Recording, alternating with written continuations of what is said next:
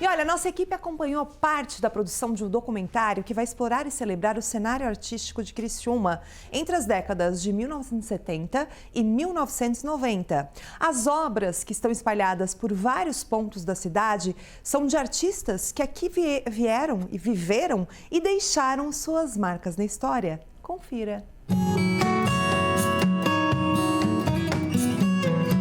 Jussara Guimarães, Marlene Juste, Gilberto Pegoraro e Edi Balodi são alguns dos personagens dessa história. E através do talento deles, suas obras mantiveram a memória coletiva e garantiram a transmissão da história de Criciúma.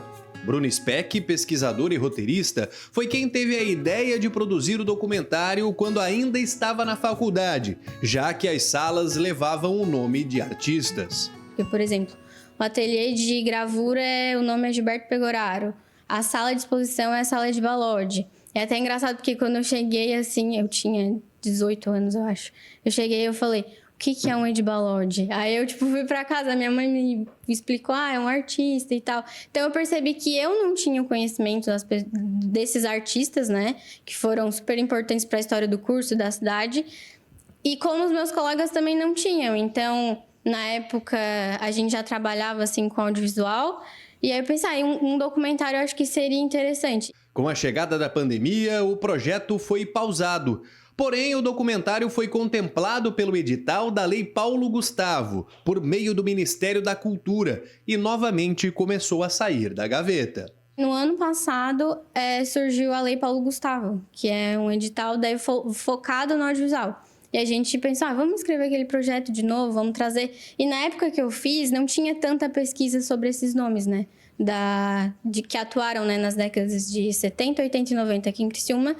E aí foi onde eu encontrei o Mikael, que na época que eu comecei, estava começando a pesquisar. Então, 4 anos depois, a pesquisa dele já estava maior, assim. Então, a gente conseguiu juntar, né, os projetos. O documentário abordará o cenário cultural, econômico, com a exploração do carvão e a cerâmica, além da educação, com a Fundação Educacional de Criciúma FUCRE, que deu origem à UNESCO, e do curso de Artes Visuais da instituição. A nossa intenção depois é liberar para escolas, fazer um circuito com o próprio curso de Artes Visuais, porque ele vai fazer 56 anos no ano que vem, para que as pessoas possam conhecer esses nomes, né, que foram super importantes para a cultura da cidade de Criciúma, e também preservar, porque tem muitas obras que estão hoje pela cidade.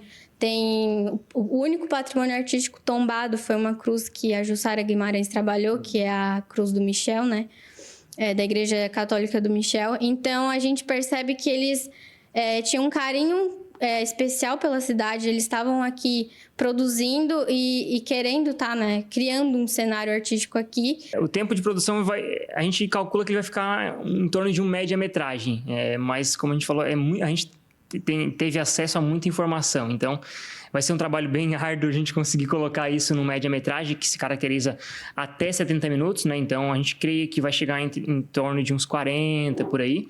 O trabalho irá mostrar também a ligação dos artistas com a Praça Nereu Ramos, coração de Criciúma. A praça, se for olhar tanto por essa parte artística quanto histórica, ela reflete muito a história da cidade, né? A história de Criciúma, tanto da ascensão do carvão, quando o carvão dá uma diminuída, vem a cerâmica.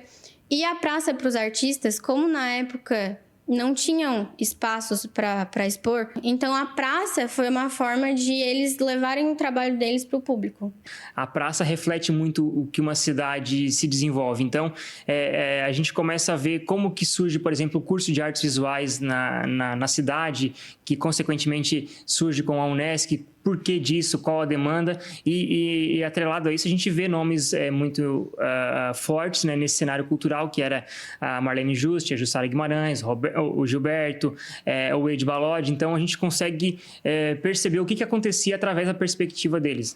Nós estamos em uma das salas de aula utilizada pelo professor e artista Gilberto Pegoraro. Aqui ele deu aula nas décadas de 80 e 90 na antiga FUCRE, o curso de artes visuais, o mais antigo de Santa Catarina. E por todos os cantos da sala é possível observar obras como esta aqui, que se tornaram acervo cultural da UNESCO.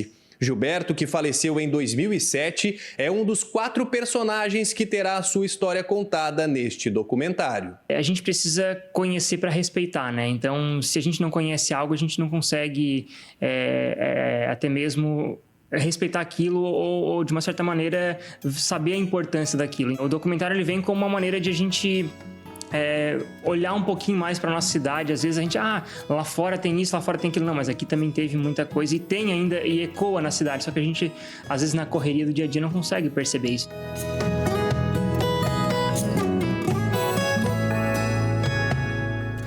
Gilberto, maravilhoso, eu tive o prazer de conhecer e que legal, tô ansiosa para ver esse documentário, viu? Eu vou assistir porque, isso aí é um resgate histórico importante pra gente.